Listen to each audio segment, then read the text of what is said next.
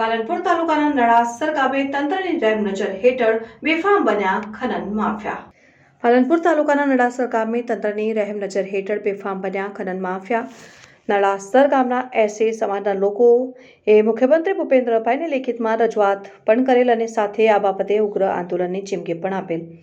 નળાસર ગામમાં સરકારી નીતિ નિયમને નેવે મૂકીને બેફામ રીતે માટીનું ખનન ચાલી રહ્યું છે. સરકારી રોયલ્ટીની સહેજ પણ ચિંતા કર્યા વગર કોની રહેમ નજર હેઠળ આટલી હદે રોયલ્ટીની ચોરી થઈ રહી છે.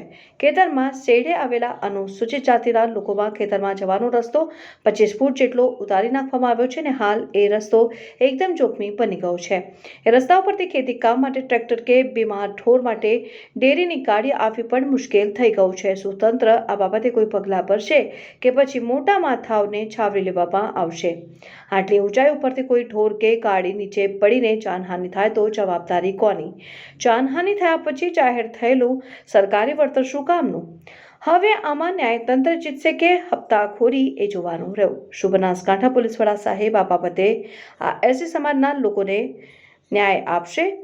શું બનાસકાંઠા ભૂસ્તર વિભાગ દ્વારા આ ભૂમાફિયાઓ વિરુદ્ધ કાર્યવાહી કરશે કે હપ્તાઓ લઈ તેરી ભી ચૂપ મેરી ભી ચૂપનું વલણ અપનાવશે? તે જોવાનું રહ્યું.